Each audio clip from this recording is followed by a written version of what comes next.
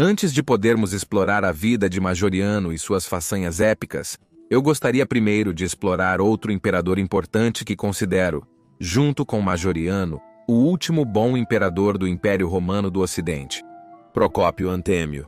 Ele é muito menos conhecido do que Majoriano, e até mesmo Majoriano é muito menos conhecido do que mereceria. Portanto, também devemos dar uma olhada nas ações de Antêmio, este imperador romano ocidental bastante injustamente obscuro, que foi enviado pelo Oriente na hora mais escura para restaurar a glória de Roma.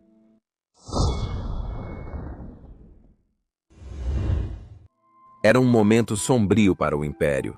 Nosso herói imperador Július Valerius Majorianus, comumente conhecido como Majoriano, foi brutalmente traído pelo malvado bárbaro Magister Milton Hickmer, em uma das ações mais vis conhecidas pela humanidade, em 461 d.C. Depois de quase ter conseguido restaurar o Império Romano do Ocidente à sua antiga glória, Majoriano foi traído por traidores que incendiaram sua frota de navios que estava ancorada em portos ilicitanos, em Cartago Nova, e possivelmente teria permitido reconquistar a África, mas isso não aconteceu. Em seu caminho de volta para a Itália, o nobre imperador foi então apunhalado pelas costas em uma segunda traição, ainda mais brutal, por seu suposto velho amigo Hickmer, que então mostrou suas verdadeiras cores. E quando Majoriano morreu, morreu também a última esperança de restauração do Império Romano do Ocidente. Ou será que não? Bem, é verdade que tudo o que Majoriano havia planejado e suas conquistas foram rapidamente desfeitas nos anos seguintes à sua morte. Seu sucessor, o imperador Líbio Severo, era efetivamente apenas um imperador fantoche de Hickmer, não exercendo nenhum poder real. Nos 4 anos de governo de Líbio Severo, tudo o que Majoriano havia realizado foi desfeito. Suas reformas foram ignoradas. Os visigodos haviam recapturado a Espanha novamente, e a situação parecia quase tão ruim quanto antes das épicas conquistas de Majoriano. Mas o relacionamento de Hickmer com o imperador romano do Oriente daquela época, Leão I, era ruim, porque Leão I não aceitava Severo como legítimo imperador romano do Ocidente. Portanto, acredita-se que Hickmer decidiu se livrar de Severo para dar lugar a um imperador que seria aceito pelo Oriente. No entanto, deve-se notar que isso não está 100% comprovado. Sou aberto sobre meu desgosto por Hickmer. Afinal, ele matou possivelmente um dos melhores imperadores de todos os tempos e fez muitas outras ações vilãs, mas não pode ser provado que ele matou Severo. Sidônios Apolinares, por exemplo, escreveu que Líbio Severo morreu de morte natural, mas por outro lado Cassiodoro escreveu que Hickmer envenenou Severo. Mas o que sabemos é que após a morte de Severo Leão I, enviaria alguém para o Ocidente que seria a última esperança para a restauração do Império Romano do Ocidente, um homem chamado Procópio Antêmio, que era descendente de outro Procópios, que não era outro senão o primo do lendário imperador Juliano, um usurpador contra o inepto imperador Valens. Se apenas Procópios tivesse conseguido usurpar Valens, a história poderia ter seguido um caminho completamente diferente. Portanto, veríamos um parente distante do próprio Juliano tentar restaurar a glória de Roma da mesma maneira que o próprio Juliano havia tentado cerca de 100 anos antes. E por favor, curta este vídeo e se inscreva para que você não perca nenhum vídeo futuro sobre a fascinante era do final do Império Romano. E por favor, considere apoiar nosso trabalho no Patreon ou através da associação ao YouTube, porque a sustentabilidade a longo prazo deste canal realmente depende do seu apoio.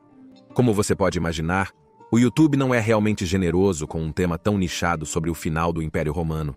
Então, para ser sustentável a longo prazo, eu realmente preciso do seu apoio financeiro via Patreon ou associação ao YouTube, por mais que me desculpe dizer isso. Mas, felizmente, já temos pessoas incríveis que nos apoiam generosamente, e eu realmente não posso agradecer o suficiente por apoiar nosso trabalho. Sério, minha esposa e eu agradecemos do fundo dos nossos corações, cada um de vocês que apoia este canal. E até temos um novo apoiador de alto escalão, nomeadamente Sobek Senhor dos Quatro Cantos, que está apoiando este canal como César. Muito obrigado pelo seu generoso apoio, Sobek. Majoriano agradeceria por apoiar um canal que leva o seu nome. Foi assim no ano Domini 467 que o Tribunal Romano Oriental de Leão I enviou o Procópio Antêmio para o oeste, e ele chegaria a Roma, a própria cidade eterna, no mesmo ano.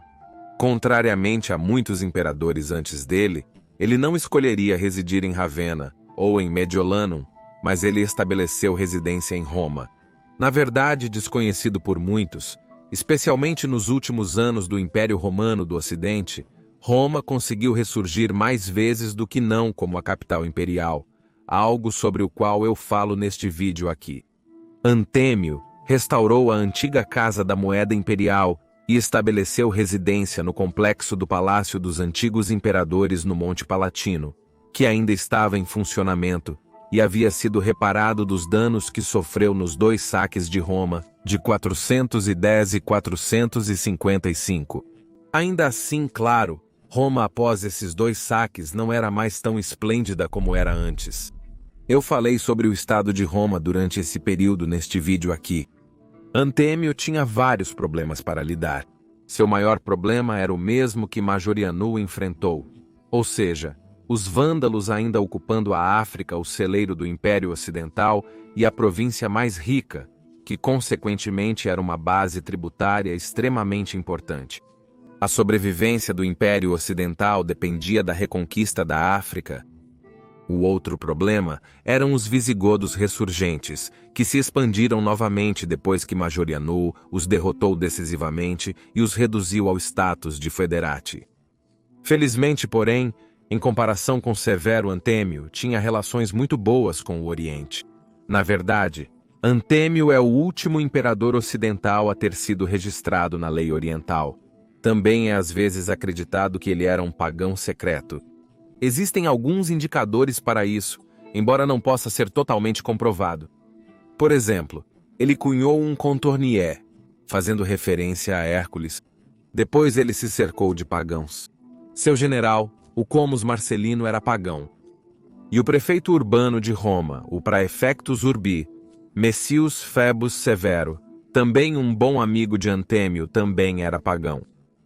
E então Antêmio estudou na escola neoplatônica em Alexandria sob Próclo e Marcelino, e Messius Phoebus Severo eram colegas dele que também estudaram lá, que é provavelmente onde ele os conheceu.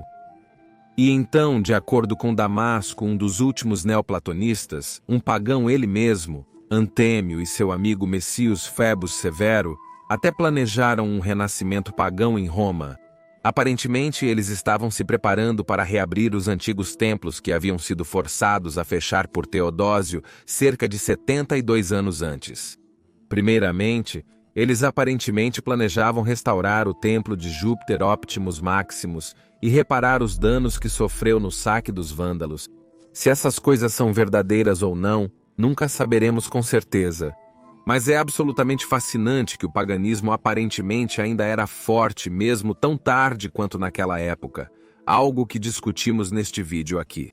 Mas antes que ele pudesse tentar restaurar os antigos ritos pagãos em Roma, se verdadeiro, ele precisava aumentar seu poder e reconquistar a África faria exatamente isso.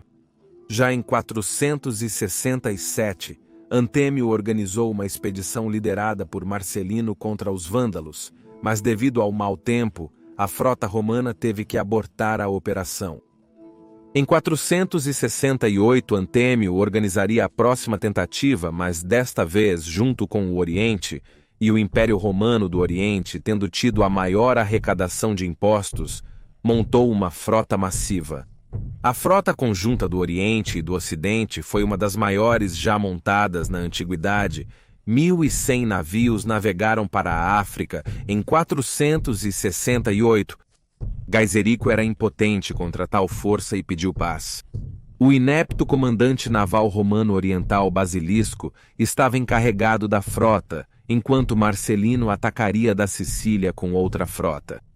Gaiserico exigiu tempo para preparar a rendição e aceitar os termos dos romanos. Confiante demais, Basilisco ancorou a frota no Cabo Bon, mas é claro que Gaiserico, sendo o bastardo astuto que era, apenas foi culpado pelo tempo. Ele tinha uma frota de navios explosivos preparados, que ele soltou na frota romana assim que o vento virou, destruindo e afundando mais da metade da frota romana. Assim, este Menos Dei da antiguidade terminou em desastre para os romanos, pela tolice de um incompetente comandante naval romano oriental. Isso levou à falência o Império Oriental, que a partir daquele momento ficou completamente incapaz de ajudar o Ocidente. E isso enfraqueceu severamente Antêmio, mas tornou Riquímero mais forte.